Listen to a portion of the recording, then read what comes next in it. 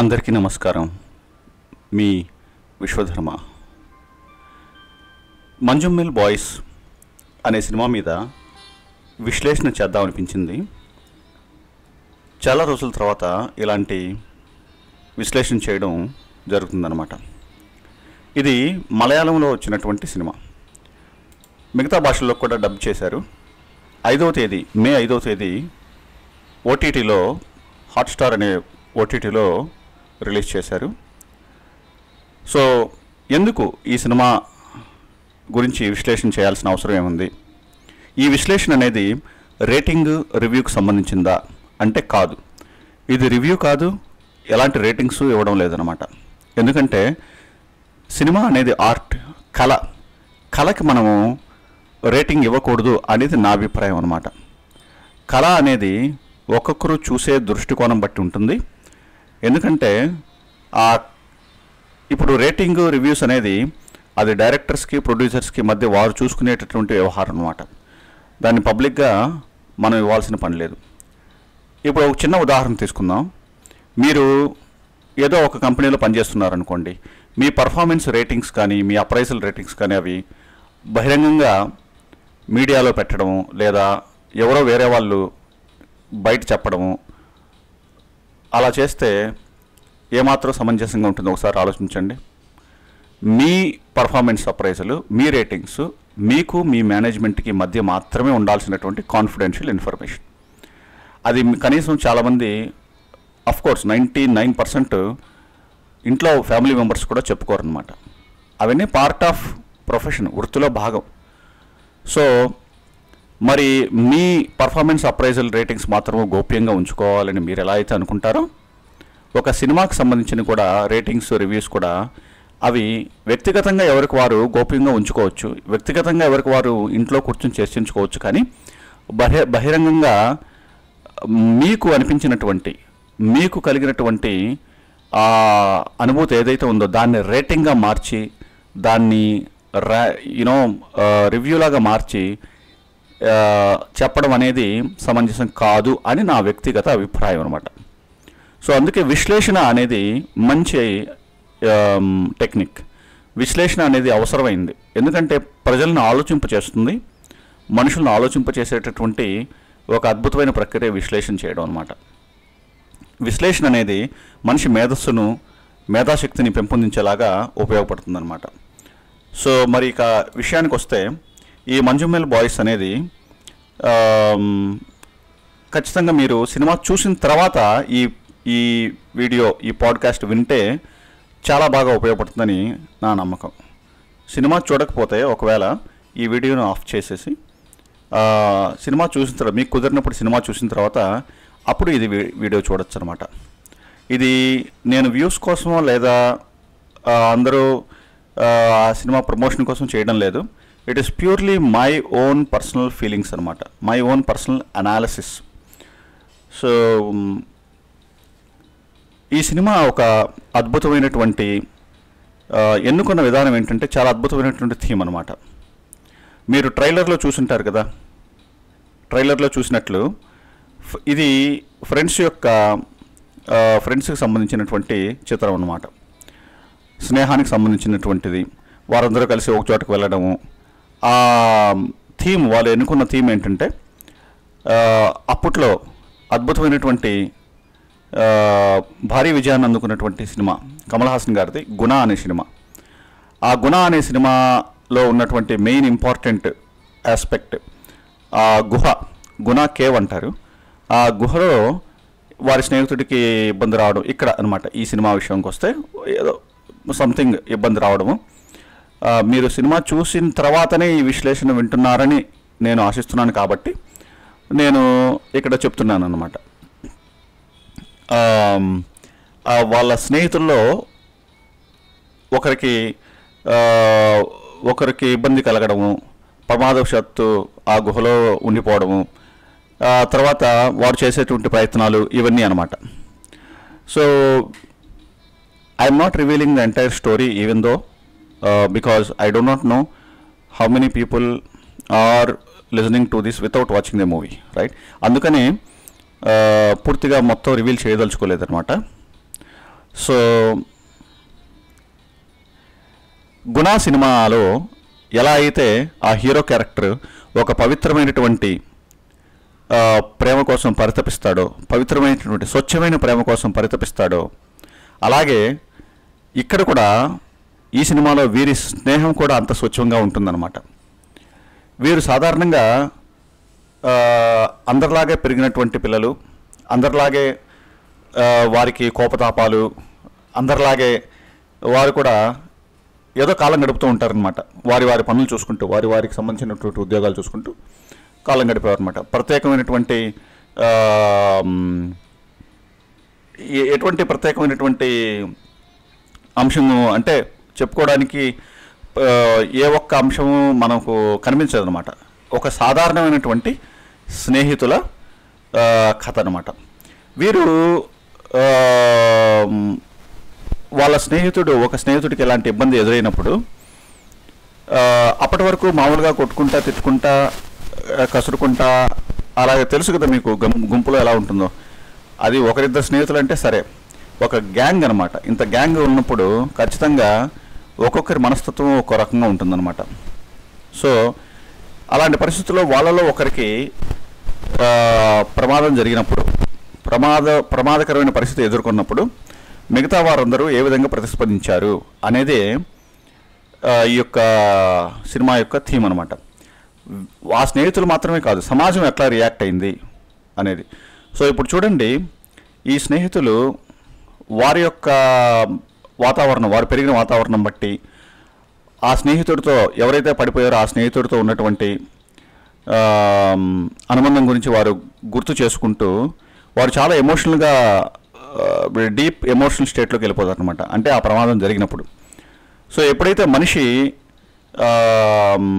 Emotional స్టేట్లోకి, భయం అనేటువంటి ఒక ఎమోషనల్ స్టేట్లోకి, భయము లేదా ఆతృత, భయానక పరిస్థితుల్లోకి వెళ్ళినప్పుడు మైండ్కి ఆలోచన శక్తి తగ్గిపోతుందన్నమాట. మైండ్ ఆలోచించే విధానాన్ని కోల్పోతుందన్నమాట. సో వీళ్ళు ఏం చేస్తారంటే, వీళ్ళు చూడండి, వీళ్ళు స్వచ్ఛమైనటువంటి స్నేహభావం కలగడం వలన వీళ్ళు వాళ్ళ రూల్స్ని అతిక్రమించి వాళ్ళే ఏదో సాధించేద్దాము, వాళ్ళ ఫ్రెండ్ని వాళ్ళే రక్షించుకుందాము అనేటువంటి అతి తెలివితేటలకు పోకుండా రక్షక దళము, ఆ చుట్టూ ఆ సెక్యూరిటీ గార్డ్ కానీ లేకపోతే రక్షక దళం పోలీసు వారి సహకారంతోనే ఇది సాధించుకోవాలి అనే ఉద్దేశంతో వారు, అంటే వారికి ఒక సామాన్యుడికి, ఒక సామాన్య మనిషికి కష్టం కలిగినప్పుడు ఆ సామాన్య మానవుడు అతి తెలివితేటలు ప్రదర్శించడము లేదా కూర్చొని అనలిటికల్గా థింక్ చేసి ఒక మాస్టర్ ప్లాన్ వేసి అదంతా చేయలేరు అనమాట. వాళ్ళు ఇమీడియట్గా ఆధారపడగలిగిందల్లా సమాజంలో ఉన్నటువంటి సపోర్ట్ సిస్టమ్ మీదనే ఆధారపడతారు. సొసైటీలో ఉన్న సపోర్ట్ సిస్టమ్ అనగా లీగల్ సిస్టమ్ కానీ లేకపోతే ఈ పోలీస్ వ్యవస్థ కానీ వీటి మీద ఆధారపడతారనమాట. అని వాటి కోసమే, వీరి కోసం, ఇలాంటి వారి కోసమే యాక్చువల్గా ఈ సపోర్ట్ సిస్టమ్ అనేది నెలకొల్పబడింది అని చెప్పొచ్చు అనమాట.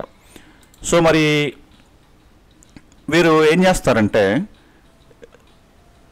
ఎప్పుడైతే ఈ రక్షక దళాన్ని వాళ్ళు పిలిపిస్తారో, రెస్క్యూ టీమ్ని పిలిపిస్తారో, ఆ రెస్క్యూ టీంలో వాళ్ళు కూడా ఎవరు ముందుకు రారన్నమాట రక్షించడానికి. ఎందుకంటే ఆ కేవ్, ఆ గుహకి, ఆ గుణ కేవ్కి వారు చుట్టుపక్కల ఉన్న జనాభా అందరూ ఆపాదించినటువంటి ఒక బ్యాడ్ హిస్టరీ అనమాట.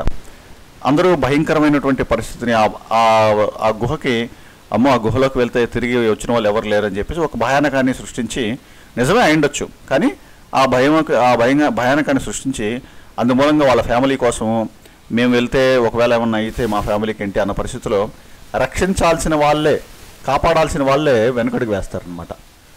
అప్పుడు ఈ స్నేహితుల్లో ఒక అతను ముందుకొచ్చి, నేను వెళ్తాను నా స్నేహితుడి కోసం అన్నట్టుగా అతనే ముందుకొచ్చి ఆ గుహలోకి దిగడానికి అతను రెడీ అవుతాడనమాట. గుహలోకి దిగడానికి రెడీ అవుతున్నప్పుడు ఆ దిగబోయే ముందు ఈ రెస్క్యూ టీం అతనికి ఇన్స్ట్రక్షన్స్ ఇద్దామని చూస్తారు. ఏమని, ఏ విధంగా ఆ లోపల ఉన్నటువంటి వ్యక్తిని తీసుకొని రావాలి బయటికి, తాడుతో ఎలా కట్టాలి అనేటువంటి చిన్న డెమో ఇస్తారు. ఆ డెమోను కూడా అర్థం చేసుకోలేనటువంటి మానసిక పరిస్థితిని కలిగి ఉంటాడనమాట ఈ వ్యక్తి. ఎందుకంటే ఎమోషన్స్లో ఉన్నప్పుడు లాజికల్ బ్రెయిన్ వర్క్ అవుతుంది, లాజిక్స్ని బ్రెయిన్ అర్థం చేసుకోలేదన్నమాట. సో ఇది చాలా ఇంపార్టెంట్ విషయం. చాలామంది భయం కలిగినప్పుడు ఇమీడియట్గా అందరూ పాటించేటటువంటి ఒక విధానాన్ని టక్కన ఆ దారిలోకి వెళ్ళిపోతారు. కానీ ఒక్క క్షణం అక్కడ ఆలోచించి కానీ నిర్ణయం తీసుకుంటే మాత్రం చాలా అద్భుతంగా పరిస్థితిని మనం కంట్రోల్లోకి తెచ్చుకోవచ్చు అనమాట. సో వీళ్ళలో ఒక ఫ్రెండ్ ఈ వ్యక్తి ఇక్కడ స్క్రీన్ మీద కనబడుతున్నాం. ఈ వ్యక్తి ఏంటంటే అక్కడ ఆ స్పాట్లో ఉండలేడనమాట. అతను చాలా వీక్ మైండ్ సెట్ అనమాట. చాలా భయంగా మా ఫ్రెండ్ చనిపోయి ఉంటాడు అని చెప్పేసి ఒక రకమైనటువంటి సైకలాజికల్ స్టేట్లోకి వెళ్ళిపోతే మిగతా ఫ్రెండ్స్ ఇతన్ని బయట కూర్చోబెడతారు అనమాట. ఆ గుహకు బయట దూరంగా కూర్చోబెడతారు అనమాట. సో లోపల ఈ వ్యక్తులు పడేటటువంటి కష్టము ఇవన్నీ కూడా అతను చూడ్డం అనమాట. మామూలుగా బయటకు వెళ్ళడం రావడం అవన్నీ చూస్తూ ఉంటారు, కానీ ఇతను ప్రత్యక్షంగా చూడ్డం అనమాట. కానీ ఇతనిచ్చేటటువంటి సింపుల్ ఐడియా వల్లనే వీళ్ళు ఎదుర్కొన్నటువంటి కష్టంలో నుంచి బయటపడతారనమాట లాస్ట్లో. అది చాలా ఇంపార్టెంట్. అంటే ఏదైనా ప్రమాదం జరిగినప్పుడు ఆ ప్రమాదం జరిగిన చోట 10 మంది ఉన్నారు కదా, 10 మందిలో ఏ ఒక్కరూ పక్కకి వెళ్ళకూడదు, నాతో పాటు అందరూ ఉండాలి అని అనుకోవడం అవివేకం అనమాట. నిజంగా ఎవరైతే ఉండలేరో వాళ్ళని మనం ఉంచాల్సిన అవసరం లేదు. సో ఉండలేని వాళ్ళని మనం బయటకు పంపించడమే ఉత్తమం అనమాట. బలవంతంగా కూర్చోబెట్టడము, మేమందరం ఉన్నాం కదా నువ్వు ఉండాల్సిందే అని అలాంటి పనులు చేయకుండా ఆ వ్యక్తికి కావాల్సినటువంటి స్వేచ్ఛని అప్పుడు ఇవ్వాలన్నమాట. సో ఆ విధంగా ఆ వ్యక్తి బయట ఉండి లోపలికి వచ్చి అప్పుడు ఆ వ్యక్తి ఇచ్చేటటువంటి ఐడియా వీళ్ళకి చాలా బాగా వర్కౌట్ అవుతుందన్నమాట. సో తాడుని కొంచెం లూజ్గా వదలవని, ఆ తర్వాత వదిలితే అప్పుడు లోపల ఉన్న వాళ్ళు అడ్జస్ట్ చేసుకుని ఆ తాడుని స్టక్ అయిపోయినటువంటి తాడుని పక్కకు తప్పించి అప్పుడు పైకి రాగలుగుతుంది అనమాట. అలా ఆ ఫ్రెండ్ని పైకి కరెక్ట్గా తీసుకుని వచ్చేటప్పుడు ఈ గుణాలోని పాటను పెడతారనమాట. ఎంతో అద్భుతమైనటువంటి బాగా పాపులర్ అయినటువంటి పాట. సో అంటే ఏంటంటే డైరెక్టర్ ఏం చెప్పదలుచుకున్నారు అని ఆలోచిస్తే, స్వచ్ఛమైన ప్రేమని, స్వచ్ఛమైన స్నేహాన్ని చెప్పదలుచుకున్నారనమాట. స్వచ్ఛమైన ప్రేమ ఎక్కడైతే ఉంటుందో అక్కడ క్రమశిక్షణ ఉంటుందన్నమాట. స్వచ్ఛమైన స్నేహం ఎక్కడైతే ఉంటుందో అక్కడ ఎటువంటి కుట్రలు కుతంత్రాలు, పేరు పొందాలి అనేటువంటి ఆలోచనలు ఏమి ఉండవు అన్నమాట. ఇప్పుడు ఏ వ్యక్తి అయితే ఆ పడిపోయిన వ్యక్తిని కాపాడుతాడో అతను హాస్పిటల్లో చేరుస్తారు. హాస్పిటల్లో చేర్చిన తర్వాత ఎవరైతే లోయలో పడిపోయాడో వాళ్ళ అమ్మ వచ్చి ఈ కాపాడిన వ్యక్తిని తిడుతుందన్నమాట. నిన్ను నమ్మి కదా నేను నా కొడుకుని నీతో పంపించాను, ఇట్లా చేసుకొస్తారా మీరు అన్నట్టుగా కోపడుతుంది. చాలా సహజం అది కోపడు. కానీ ఆ టైంలో కూడా ఈ కాపాడిన వ్యక్తి ఒక మాట కూడా అన్నాడనమాట, నా వల్లే నీ కొడుకు ఈరోజు బతుకున్నాడు, నేనే స్వయంగా దిగి నీ కొడుకుని బయటకు తీసుకొచ్చాను అని ఒక మాట కూడా చెప్పడనమాట. మౌనముగా ఆ తల్లి యొక్క ఆవేదనని అర్థం చేసుకొని మౌనంగా ఉండిపోతాడనమాట. ఇది చాలా ఇంపార్టెంట్ ఆస్పెక్ట్. అనగా స్వచ్ఛమైన పని, స్వచ్ఛమైన మనస్సుతో నువ్వు చేసినప్పుడు దానికి సంజాయిషి ఇచ్చుకోవాల్సిన అవసరం లేదు. దానికి కావాల్సినటువంటి గుర్తింపు, దానికి రావాల్సినటువంటి ప్రతిఫలము ఆటోమేటిక్గా వస్తుంది. ఇది ఈ విషయంలోనే కాదు, నేను స్పిరిచువల్గా నాకు ఎక్కువ ఇంట్రెస్ట్గా ఉంటుందన్నమాట. ఆధ్యాత్మికత అనేది చాలా important. It's a very strong essential aspect అనమాట లైఫ్కి ఆధ్యాత్మికత. సో ఆ కోణంలో నుంచి ఆలోచిస్తే ఒకసారి భగవద్గీతలో శ్రీకృష్ణ భగవానుడు చెప్పినట్లు కర్మ చేయడం వరకే మనకు అధికారం, ఆ కర్మ యొక్క ఫలితాన్ని మనం ఆశించకూడదు.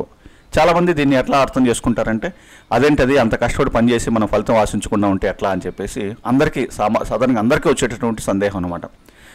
అందరికీ జీర్ణం అవ్వనటువంటి ఈ స్టేట్మెంట్స్ అన్నమాట ఇవన్నీ. అనగా శ్రీకృష్ణ భగవానుడు ఏం చెప్తున్నారంటే, pick the right thing, then the result is attached to it already. అంటే when you pick the right things, నువ్వు ఎప్పుడైతే ఒక రైట్ పనిని, ఒక మంచి పనిని నువ్వు సెలెక్ట్ చేసుకుంటావో దానికి కంబైన్డ్గా, దానికి అటాచ్ అయ్యే రిజల్ట్ ఉంటుంది. రిజల్ట్ కోసం ప్రత్యేకంగా నువ్వు కష్టపడాల్సిన అవసరం లేదు అని అనమాట. అలాగే రాంగ్ థింగ్ని సెలెక్ట్ చేసుకుంటే రిజల్ట్ కూడా రాంగ్గానే ఉంటుందన్నమాట. So do the right thing so that you will get the result automatically. ఇప్పుడు జ్వరం వచ్చినప్పుడు జ్వరానికి సంబంధించిన ట్యాబ్లెట్ మాత్రం వేసుకుంటే దానికి తగ్గుతుంది. అలా కాకుండా కాలు నొప్పితో తలనొప్పితో వేసుకుంటే తగ్గకపోవచ్చు. సో జ్వరానికి సంబంధించిన ట్యాబ్లెట్ వేసుకున్నాక ఇక మనం ఆలోచించి అనుమానించి తగ్గుతుందా లేదని భయపడకుండా నమ్మకంతో వేసుకుంటే ఏ విధంగా అయితే దాని పని అది చేసుకుంటుందో అలాగే కర్మ కూడా అంతే అనమాట. మనం నమ్మకంతో ఒక పని చేసినప్పుడు, రైట్ పని చేసినప్పుడు దానికి సంబంధించిన రైట్ రిజల్ట్ ఖచ్చితంగా వస్తుంది. అలా చేసుకుంటూ ముందుకు వెళ్ళడమే ఉత్తమమైన మార్గము అని శ్రీకృష్ణ భగవానుడు మనకు గీతలో చెప్పారనమాట. సో అలాగే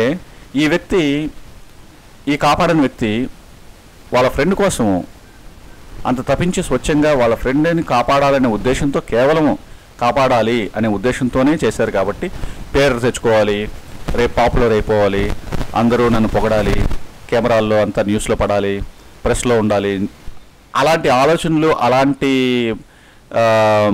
ఎక్కడ కూడా ఏ కోశాన్ని కూడా అలాంటివి ఏమి కనపడవు అనమాట. అది స్వచ్ఛమైన స్నేహానికి అర్థం. సో చాలామంది అనుకోవచ్చు దీనిలో గొప్ప ఏముంది, తోటి స్నేహితుడి కష్టం వస్తే మనం స్పందించమని చెప్పేసి. కరెక్టే, కానీ చాలా సందర్భాల్లో ఒక వ్యక్తి మనకు దూరంగా ఉన్న వ్యక్తి కష్టాల్లో చిక్కున్నప్పుడు మనం కాపాడడమును, మనతో పాటు నడుస్తున్నటువంటి వ్యక్తి ప్రమాదంలో చిక్కున్నప్పుడు కాపాడడానికిను చాలా తేడా ఉంటుంది కదా. అందరితో పాటు ఈ గ్యాంగ్ అంతా అందరూ కలిసి వెళ్తారు.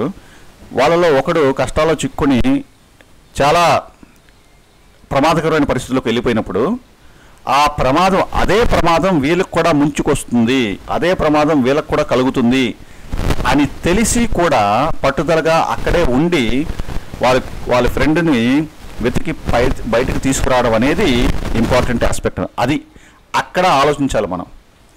అంతేకాకుండా ఈ